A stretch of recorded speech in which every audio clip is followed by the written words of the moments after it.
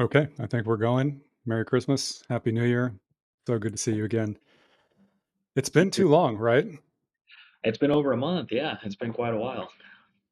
I mean, the holidays are the worst time of year, right? Is that how the saying goes? I don't think that's how it's supposed to go, and there are moments of greatness, but also I'm happy to be back in the routine, and yeah, yeah, I'm happy they're past. They're fun when they're going on, and then it's fun to leave them behind too.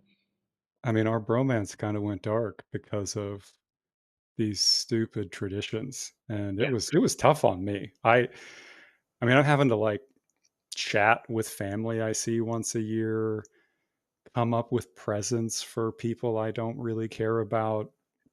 It was it was not great. What did you get anything good, like, gift-wise? I got some golf stuff, so yeah, got a few Boo. dozen balls, couple gloves, some new apparel, which is nice. So yeah, that's fine. I'm pretty easy to shop for. So people give me the same stuff every year, which is welcome actually, because I'd rather get stuff that I can use as opposed to just random shit that's gonna sit in a closet or get Mm, donated to Goodwill. So no, it was good. yeah, I have let me explain to you why the holidays are awful. Here's how you know it's bad. Like, I totally agree with you. There are some really wonderful moments. Like, I do, of course, enjoy seeing some of the family we don't often get to see. We went to Des Moines for Thanksgiving and, hung out with my wife's family here in Kansas City on Christmas, watched the Chiefs crush, which was nice. But my argument for why the holidays are bad, it's pretty basic. It's like, would you wanna do it every month? Good point. No, the answer is no. I would not want to do Yeah, that. that's how you know. Like, I like activities that scale. Like, this is what makes golf so great. You can just go do it over and over and over, and it's, like, amazing or, terrifying at every time, right? Something awesome, but, I also have gift giving advice for whoever listens and you, I suppose, as well. I historically have given good gifts, and I think it's important. Uh, you and me, like it's easy to buy for like men who kind of earn too much money, right? You just get us stuff that we can use like socks, right? I've told my wife, like, hey, just look through all of my stuff, and if it needs replaced, like wrap it up, right? You can even show it to me ahead of time. That's great. I like But that. but real gift giving, I think, is pretty simple. It's you buy somebody something they do not need and they'd never buy themselves. That's really all there is to it. It's those 2 factors. So, what'd you get your wife for Christmas? We intentionally did not get each other anything. I We did it Lucky. very well. We get each other a Christmas ornament for the tree every year, so I did that. But then I also surprised her and the boys. I'm going to take them down to Fort Lauderdale for spring break. Oh, Um, nice. so she had no idea that was coming. So I wrapped up an envelope in a bag, in a box, in another box, in another box, and then I made the boys open that up. So it was a Chinese nesting doll type thing. It took Yeah, them yeah. time to get to it, and then it was just a picture of the resort we're going to, and I booked the flight and the hotel. And the best part of this, I got us two separate rooms. So the boys are going to be in an adjoining room, and we're going to be in another room. Oh, Normally, when we go on a hotel snap. vacation, we all try to cram into one hotel room. I've got three little boys for those that haven't followed along with my story here. Now we have so many new listeners. Welcome to everybody Sure. Yeah. who's here. Yeah. Yeah. Yeah. Yeah. At least two. So, yeah, this year they're going to have their own room that they can destroy and watch iPads in and whatnot. And then we're going to have an adjoining room right next to them. So we can keep some Mm. level of sanity in at least one of the hotel rooms, which will be nice. Yeah, that's a nice gift. I actually I hate gift cards, but this year I actually got my wife a gift card for Christmas. But the trick was follow my 2 criteria. She'd never buy it herself and she doesn't need it, right? She's the kind of person, I don't know what your wife's like, but every time she's in a store like Home Goods, right? She's like, "Oh my god, there's 1,000 things I love that I would never buy." Right? And Yeah. our house kind of looks like it's ready for a real estate showing. Like there's almost no decoration in it. Well, I went with like an absurd number for a gift card so that once she couldn't there were not enough towels to replenish. And then actually yesterday, dude, I don't think I told you, she turned 40 yesterday. So we're coming off a birthday hangover from, yesterday, and that gift I'm actually slightly more proud of. I rented her a Tesla to drive around. Really? So it's in the garage right now, Okay. with a foot of snow on the ground. Nobody wrecked on the way home, so that was exciting. But That's pretty awesome. she's enjoying that gift. But anyway, now that everybody's caught up with Yes. our lives, should we talk about golf? I don't. We could honestly transition to the horses thing we talked about, but I know last time was kind of a cliffhanger of sorts, as I accidentally, unintentionally broke your heart, and also kind of sneak previewed an idea that I think will maybe help ease the process. So I have this theory. I don't even want to call it theory, set of facts that golf is not that hard to get better at. And there's a reasonably simple process to it. So what we're going to do before we kind of talk about, your own success story is go through that process. Did you happen to see this tweet? Let's see, I posted it on December 6th. It starts with, so one, start with an analysis to detect faults and errors. Does that ring a bell at all? Vaguely.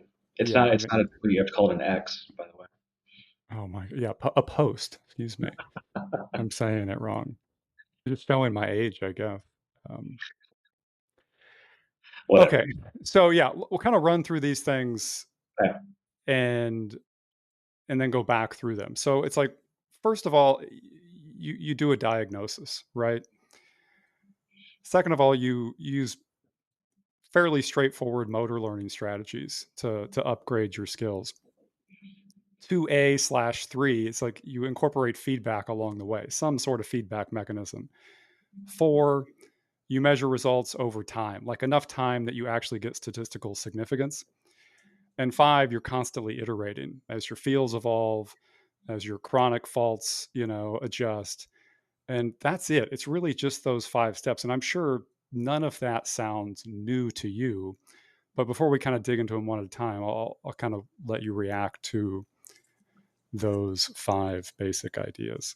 No, I think that's exactly right. Um, and I know you started off by saying you don't think that golf is that hard to get better at. I think it's hard.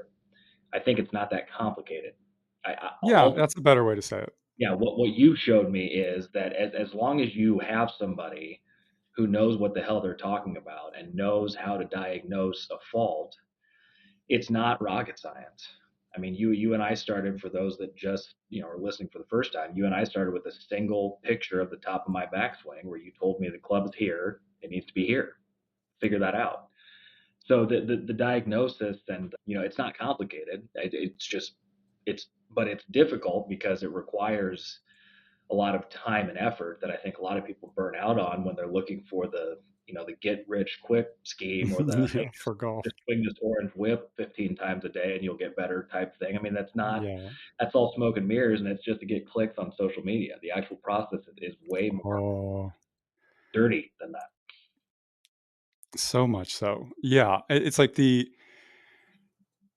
it, so let's talk about the analysis, or say diagnosis part, because like there's kind of a second layer to it. It's like what diagnosing is also about prioritizing, right? So when what you describe as your experience of hearing kind of the main fault we wanted to target, kind of the position you put it in at the top of the swing, that is, you know after I spend 25 minutes going frame by frame and multiple angles and multiple videos, and going over the email you sent with your miss patterns, and through the bag how different clubs react, and trying to like see what the most bang for the buck is. And in truth, backswing mechanics is almost universal for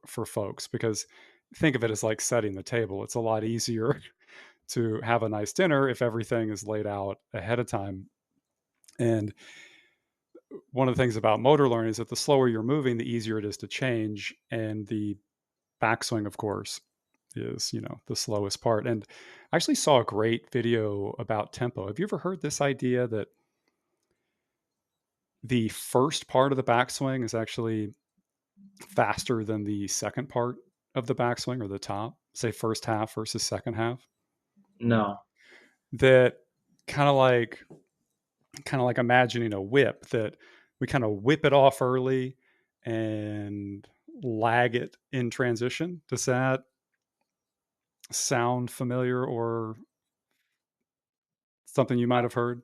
Never thought of it like that. I guess it makes sense, but I've never thought of it like that.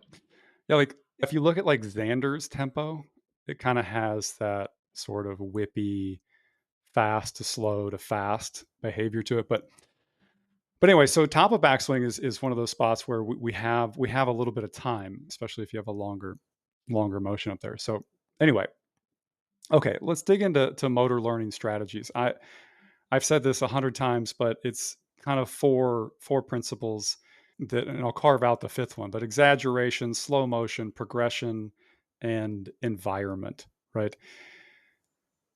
We've kind of simplified that in some of the work that we've done and talked about, like, working our scales. Right. Maybe you can layer in um, some ideas from, say, what it's like to learn a musical instrument or the guitar, and how scaling new movements is just how that works. Oh, there's so much overlap between what we did and practicing or getting better at an instrument. Yeah, for sure. And the only way, and it's funny because my boys now, the older two, the 11 and the 9-year old, are both taking piano lessons, which is the instrument that I started on. Mm, And the inclination, or I guess the desire, especially for a kid, is to get in there and play a piece as fast as you possibly can, right? Just play right. it loud and fast. Yeah. You can't do that to get really frustrated. And it's like, dude, what if you play this just the right hand at half speed? And as soon as you can do that 10 times without making a mistake, then play it at three-quarter speed. Then do the same thing with your left hand, half speed, three-quarter speed. Then put them both together at half speed. But that's tedious. And that, for a 9-year old, they don't want to do that, Mm, right? They want to play it as fast as they can and play it like their teacher does. And I say like a 9-year old, but I did the same thing when you and I first started switching my swing around. I just wanted to, hit the ball as hard as I could, with the exact same, swing that had the mixed results that I had, sitting around anywhere between a 9 and a 13 handicap and hitting these snap hooks once every 3 or 4 shots. And it wasn't fun at first to slow down to these mhm, super exaggerated, crazy slow positions. But that ultimately that was what produced the most fruit here, and that was what got me to where mm. I am today. Well, yeah, I guess let me I hate this phrase, I don't know a better one, double click on that. Um, I listen to too many podcasts. Corporate speak from the guy that's not in the corporate world. That's pretty funny. Oh, it's a corporate thing? Hmm. Oh, I thought it was a podcast thing. Not just no, no, no. Circle back, Oh. click on, put a pin in that. Yeah, I could give you a whole list here. Oh, nice. It is corporate speak is one of my favorite things. That one I didn't know was from there. Yes, Okay, yeah, so let's expand on that. there you go. You said it wasn't fun at first. I'm curious how that love-hate affair has evolved over time. So to say it wasn't fun at first implies that eventually it was fun. Yeah, Is that true? And also, is it still feel fun? yes, and yes, but I think it takes a certain personality type, or you have to train your brain to see it that way.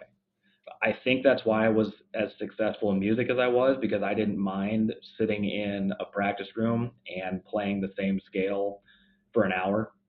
I It's a really meditation of sorts. I got joy out of that. I Yeah. remember when, and I may have told this on the pod before, but when I first got into, I played a lot of Madden on the Xbox, but I enjoyed going and just practicing the same play over and over again, like against Mm, different defenses, just to see like, if I'm running this pass play and there's a drag route that's open against a zone two or a cover two zone, but then there's a hook route that's open against man.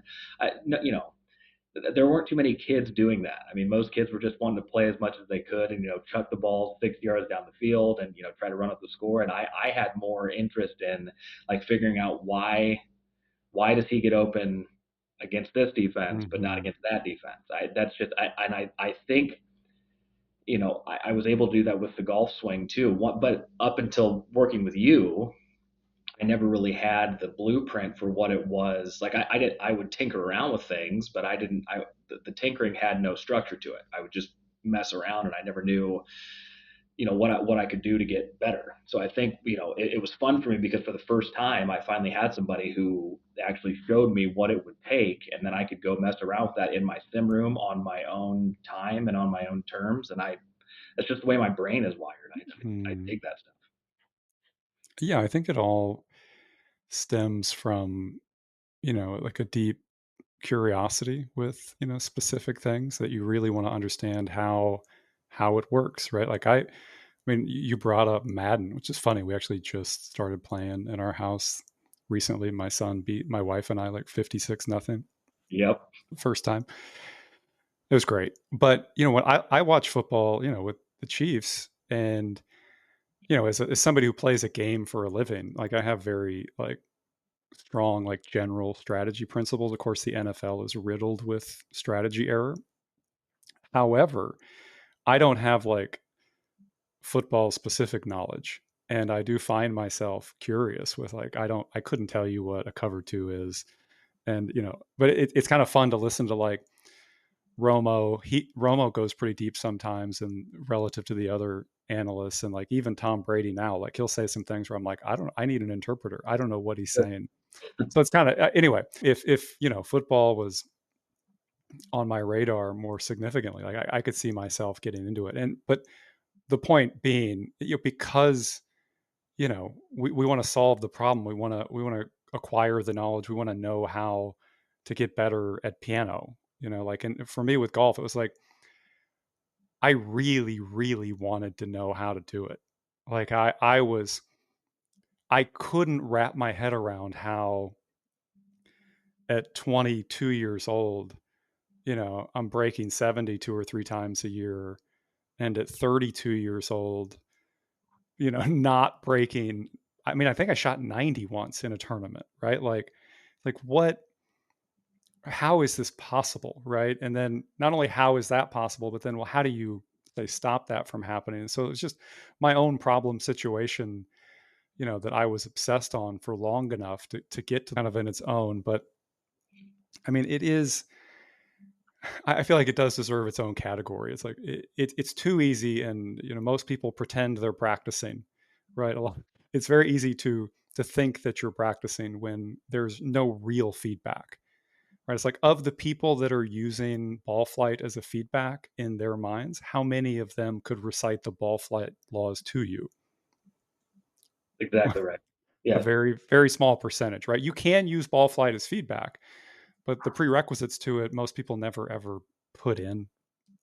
Okay, and then kind of get through the rest of this measurement. It's like if you're not keeping stats, especially on your like when you're practicing, if you're not, so if you're not using a launch monitor, if you don't have the data, and if you're not doing it over a time period long enough for the statistics to even mean anything, it's like you're not trying to get better. It's like it's like if imagine you working out without ever writing anything down. I mean, let's be real, you're kind of famous for writing down your workout, right? That's how people know you on Twitter X.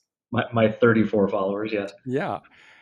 But I mean it's really it's honestly it's so silly to even say out loud to me because it's like, well, of course you have to track your progress by writing down the outputs from your inputs that have themselves measured feedback during the input, right? It's like it's anyway.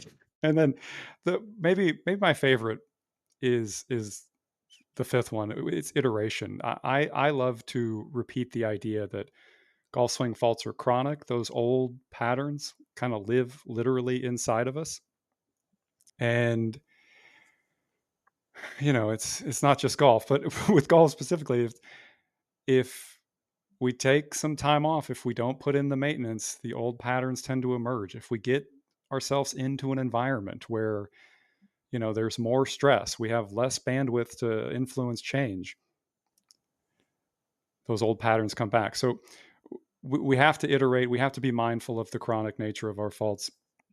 And those 5 things, I mean, I know we've been talking now for maybe 10 minutes about this, but I guess I wanna say as a precursor to the next topic is, like, is any of that confusing or yeah, we'll just leave it there. Is any of that confusing?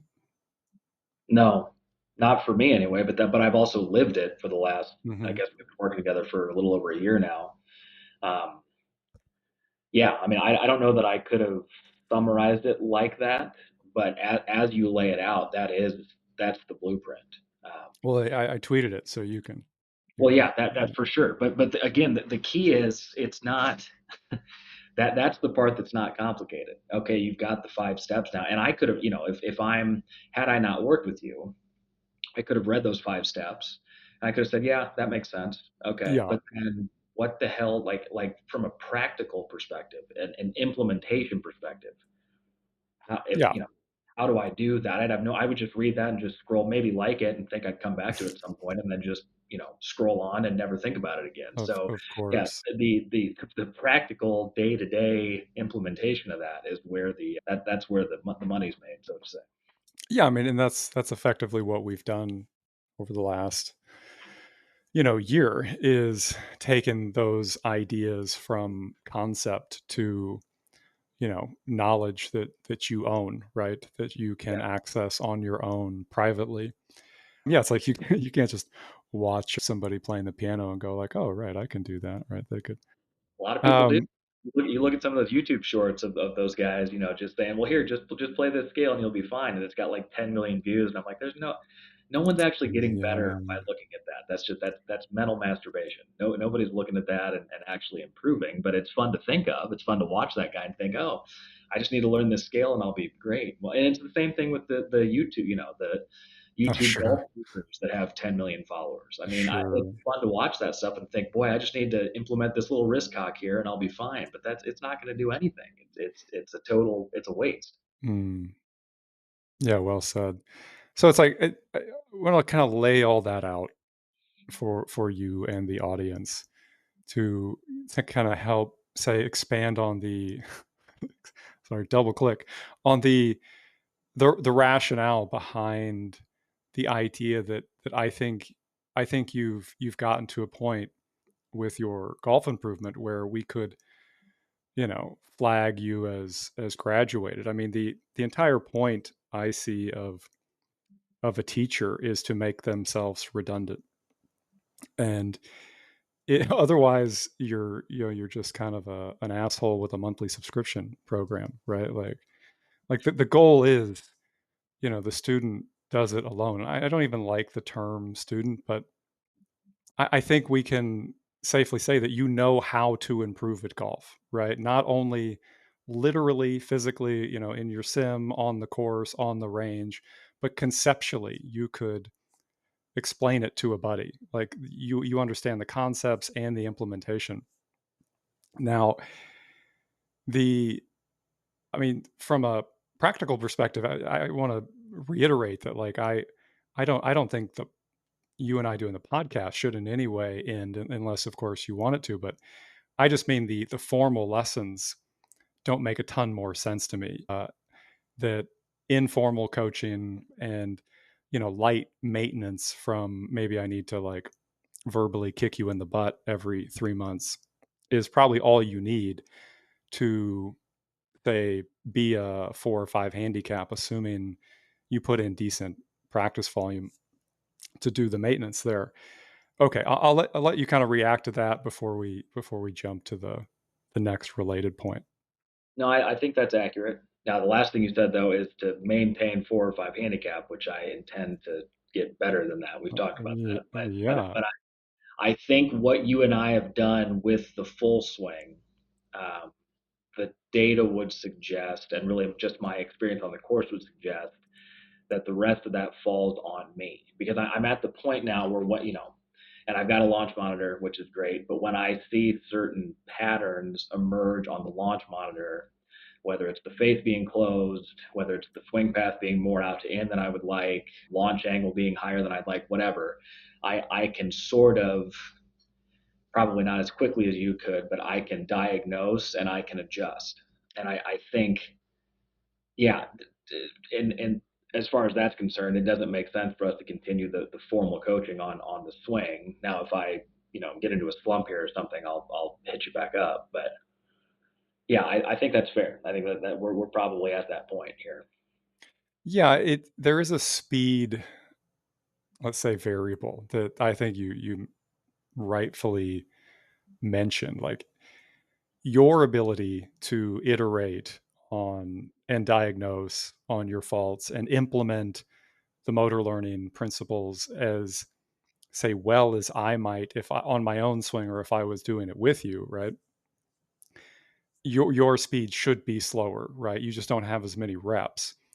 Yes. But that's like, ultimately it's like that time of like getting faster at iterating on your own is, I would say, invaluable. And if I was ever going to do you a service as a teacher, it would be to give you the space to increase your cycle or decrease your cycle time, right? Yeah.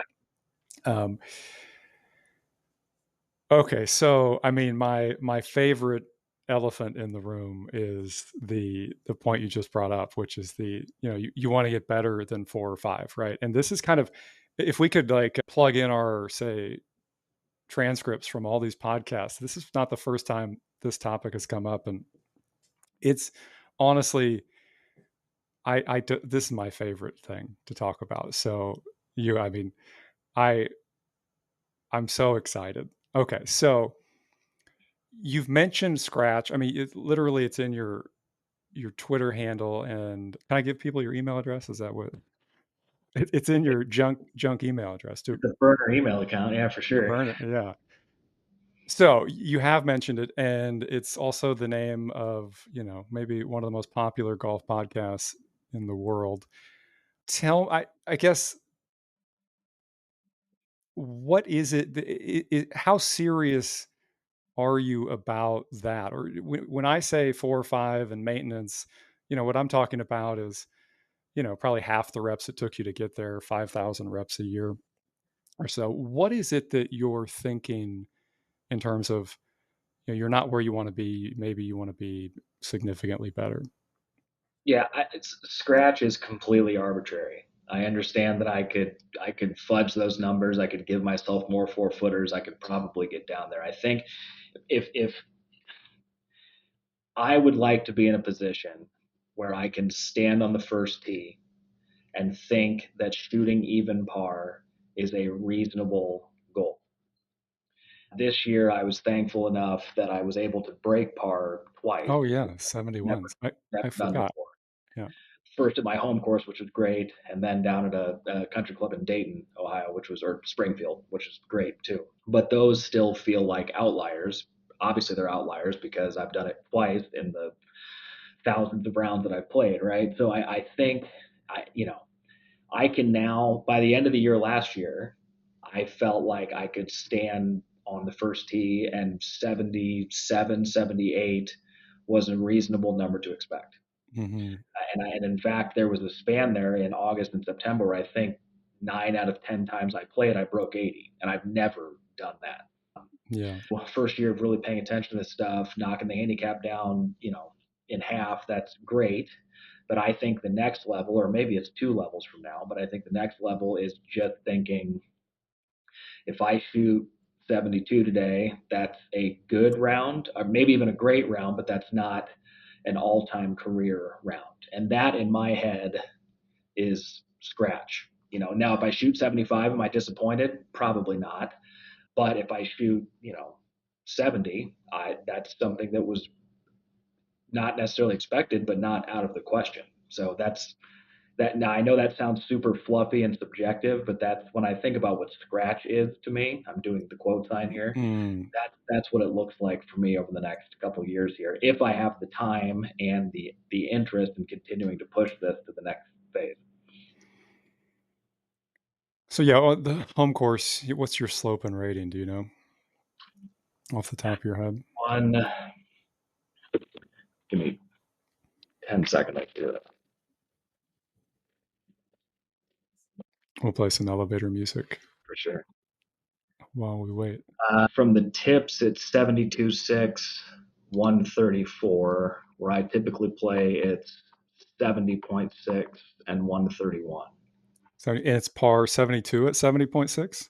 Yes. 70. Okay. So okay, let's golf. Let's just plug this in. Okay, we're gonna do 72 on 70.6, Yep. 131. Yep. All right. So that's a 1.2 differential. Is 1.2 index okay, or is it, how relative is it to your home course? You mean my Uh, goal? well, yeah, I mean I hate to use the word goal, but like these, let's call them ideas, perhaps, Yeah. like these thoughts you're having about getting even better. Yeah. Yeah. So how's 1.2 hit you? But that's fine. Yeah, I would take that all day. Yeah, if the number never reads zero point 0 or plus whatever, if I never Mhm. get, I'm not going to consider it a failure. So yeah, I Yeah. would. No, fair enough. So yeah, 1.2. Okay. So some handicap stuff. Let's talk about like distributions and bell curves. So for you on that course to shoot your handicap, so that would mean you're going to be you're going to average approximately with the 8 out of 20 now, you're going to average approximately 76 as a scoring average. Does that sound right? Today. No, I'm saying if you were a 1.2, Oh, so your average score at your home course would be around 76. yeah, that sounds Um, right. Because I'm, yeah, I mean, I'm a 4, and I think my average is somewhere between 78.5 and 79 right now. yeah, and so you would get to basically you would shoot even par or better. We could, I mean, we could plug this in to Excel, I suppose. So you'd shoot even par or better. It's like it's approximately a quarter of the time. Again, does that sound familiar? Yeah, So yeah, like, that'd be okay, great. so okay, so yeah, 25%. So that puts you in, let's see, that puts you in the second standard deviation, right?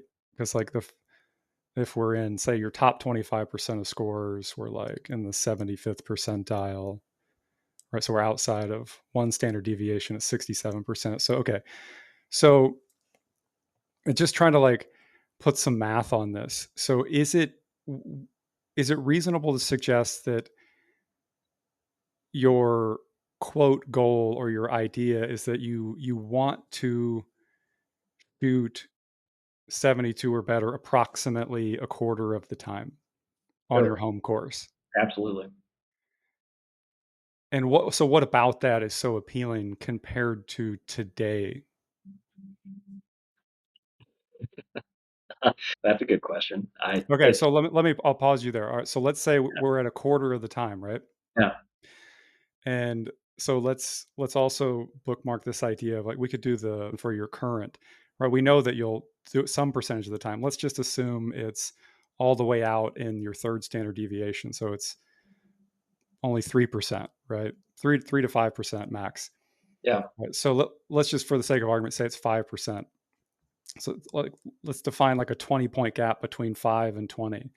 What lives in that 20-point gap for you in terms of let's say golf happiness or achievement? Like what makes that 20 points on your metric even par at your home course? What makes that so appealing? Well, part of it is the journey there. Because I think it goes back to what we were talking about earlier, where the actual process itself, whether it's the Madden example, the piano, the golf, even the weightlifting, like I kind of like the incremental 5 pound jumps on Mhm. a bench press, right? I just I like the process, and so I don't want to. I mean, if you would have candidly, if you would have told me 2 or 3 years ago, hey, you're going to meet this random guy on Twitter, and you guys are going to work together and get down to a four, I would have been elated. I never would have guessed that I was going to be under a Yeah, five handicap ever.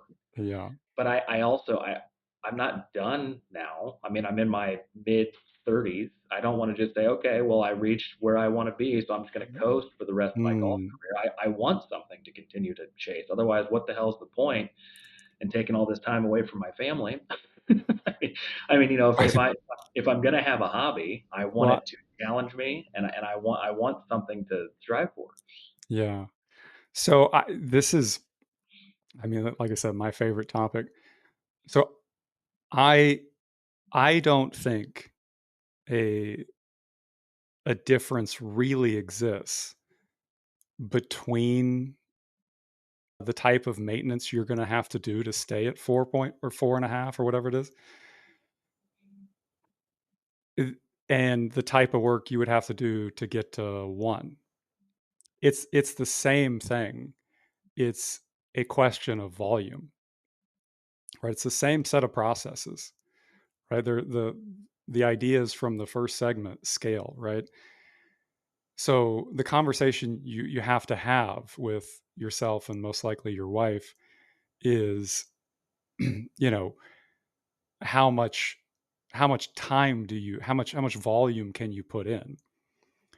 And I mean that to me is like just based on what I saw you do this year, which or let's say the rolling 12 months.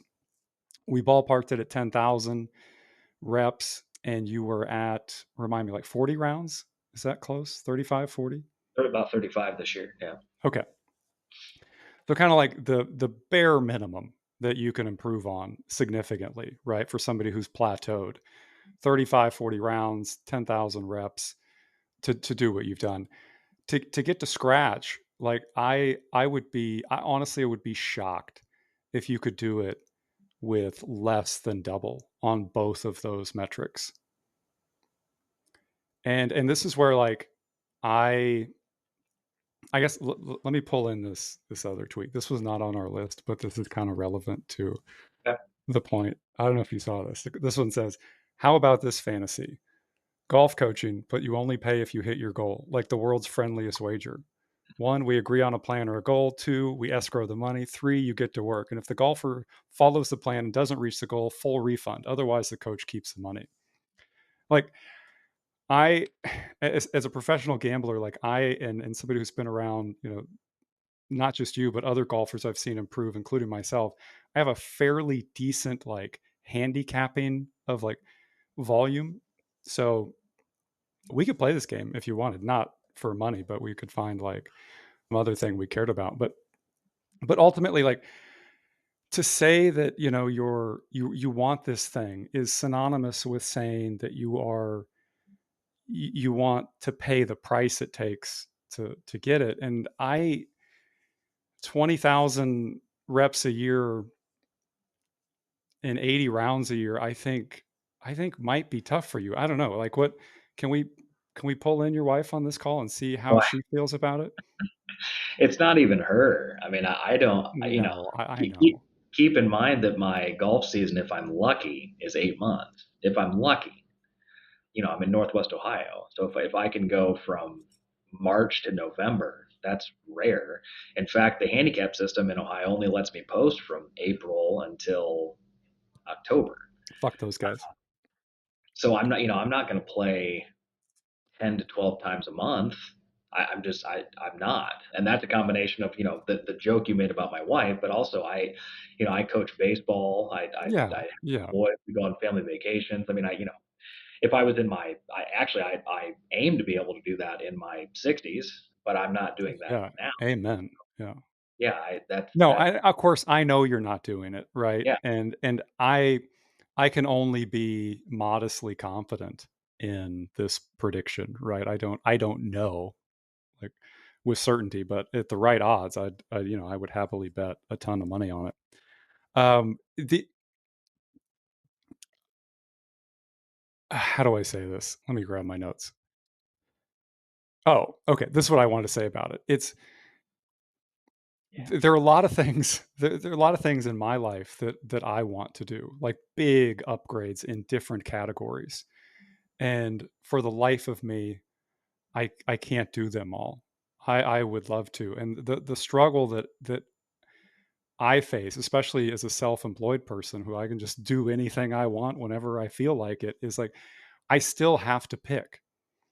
And so there's only, a couple things I can get, reasonably good at. And every time I deal with one of these, for me, what I'll call like personal fantasies, every time I get excited about something about I'm going to make this huge stride in this area, the next thing that comes out of my mouth when I'm, having coffee with my wife talking about it is like I'm such a silly boy. It's like what would I have to give up is the question I should be asking. Like what would in my current amazing situation, I have this fucking nearly perfect life in so many aspects, just like you, right? For What sure. would what would I give up in order to, like, for me, like, here's a perfect, we can just draw it on golf.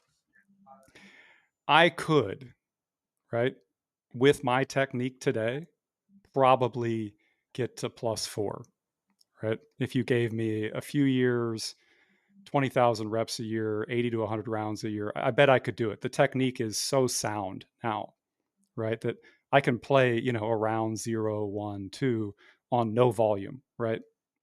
Minimal volume. I personally, I have that same nag that you feel. That would be so fucking cool to fucking break 70 constantly. Do you know how many bitches would just throw themselves at me? You know what I'm For talking sure. about? Yeah. Yeah. That's why we do it. Yeah. The groupies, bro, the Right. golf groupies. Yeah. The golf group. Yeah. And on a so yeah, you are me and I am you here. It's like on a monthly basis, I have to tap this urge down in myself to go like, yeah, but I could be at +4. So I guess I'll throw it back to you and say, is there something you'd be willing to give up about your amazing life? Not no. What But would you try to give? if I frame it a different way, I think, and again, this is more subjective than objective, but even with all the work that we did last year, I still feel like I haven't reached my potential at this volume. And so I think, and there will get to, I'm sure I'll get to a point as I figure out my swing here and do this stuff more and become more aware of what it takes to get better. I'm sure there will come a point where I'll look at it and say, you know, the only way that this gets better is if I increase the number of rounds, increase the reps, or both. But I don't think I'm there yet. So I may need to reevaluate the goal when I get to that point because I'm not giving up my time with my family. I'm not giving Of up my career, course, yeah, all those things. So yeah, there is going to be a self-imposed ceiling here just based on time yeah. constraints. And so if Well, that, go ahead. please, I'm sorry. Yeah, if that doesn't get me to scratch, if it ends up, I let's say next year I get down to in the threes or something, and I'm like, look, this is the best that I'm going to be able to do with what I have, then at least, I don't think I'm there yet. So I don't, yeah, I Yeah, I don't either. In fact, given that I'm the one who withholds tons of information from you, sure, like, and knows, a good approximate of how much, you practice and play, like, yeah, you're not there, right? There, it's very, again, I'd be willing to bet on it. It's very likely you have meaningful, marginal gains to make before you plateau with the last year of knowledge and effort. Like, again, there's a big difference between 5,000 reps and 10, right? If in yeah, 2025 you're on the 5,000, you'll be lucky. You will do well to maintain, right? But if you repeat what you did in the previous year, like, then you start pushing into, and you get better at iterating, then you start pushing into, yeah, you might be able to get down into the threes. In yeah, fact, I think you could. Um, Anyway, yeah, we we could obviously go on and on about this, and I think we should in future episodes at least talk about it more. But um, yeah, the numbers of what I mean, what I honestly think it would take for you to get near zero. I mean, it really are 20,000 and 80. And sorry, I don't. I, No, it's good to know, and I appreciate the honesty. And that's if that's the case, cool. I'll maybe be there in my twilight of my career when my kids are grown. But until yeah, then, yeah, obviously, sure. or we become snowbirds so that I can play 12 months out of the year. When it's snowing here, I go somewhere south. But I'm not doing that right now. So I'm gonna yeah, No, why would you, right? right. Like, like I said, your life is fucking great. Yeah, it I is. mean, It's you're right. It's fun. This is um, a cool phase of life. You're right. yeah, and it's like, yeah, it's like my kids are only a little older than yours, and like I'll tell you, it's like it's gonna get better. Like your life's about to improve, which will make golf less appealing. Okay, let's wrap this thing up. I would love to. We've got a list of topics we didn't get to, so if you want to do one of these again next week or in a couple of weeks, we can spit these out quicker. We have this Sure. huge YouTube audience now. Yes, we do. But yeah, let's close today on speaking of YouTube. I found my YouTube channel because I sent it to you, and I've got maybe 3 videos on there still, and I threw the podcast up last time. And anyway, tell the folks what you found. Yes, yes. So we're now on YouTube. We have a whopping 50 some views from our podcast Heyo. on YouTube. And so I, naturally went through your channel to see some of the stuff that the last video that you had put up, I think was in 2018 or 2019. Yes. Yes, so you took quite the sabbatical. Now you've come back guns a-blazing here, and Mhm. you had done a video about being laid off at the top, and I think it was Sergio's swing and your old swing or Oh, something. yeah, sure. Good, lots of useful information, with your dry tone and sense of humor as always. But there was a comment, the very last comment that you ever had from this guy Osmodin965, and he said, "Can you do a video on how you fix being laid off?"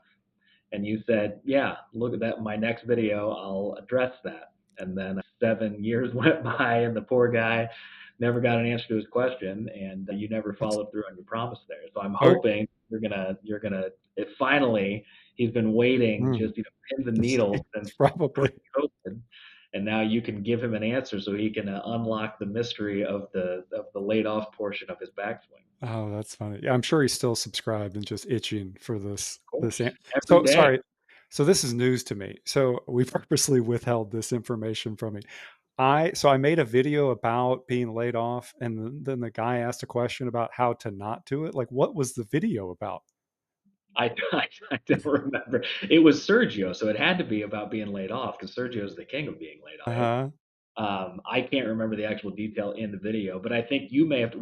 Did you self-diagnose as being overly laid off at one point in your swing fixing I c career? I can visualize that shirt from that video and that Yes. driving range. That driving range, by the way, that's like,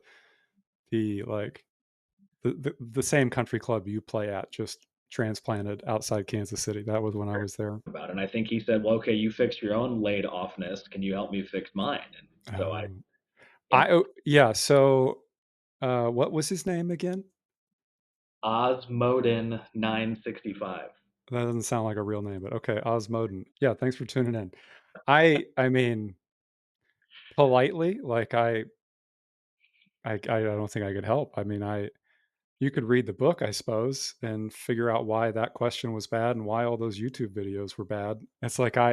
It's nice to document your own misunderstandings. Like, that's why those are up there, right? I mean, it's like some technical stuff I'm sure is accurate, but like in terms of how golf improvement works, it's like that's not even what YouTube is about. Like I mean, let's sneak preview the next episode because I mean, I guess you got in a fight on Twitter X with a YouTube instructor, and we're going to have to talk more about it because I think I came into the conversation and I'm not sure if I helped or not, but it's on the list. So Yeah, we can leave that as a cliffhanger. We got some social media beef. I consider myself an influencer with my 34 followers here. So yeah, we'll squash some beef the next time. Great. Well, yeah, happy New Year, Zach. Yeah, you as well, Larry. You as well.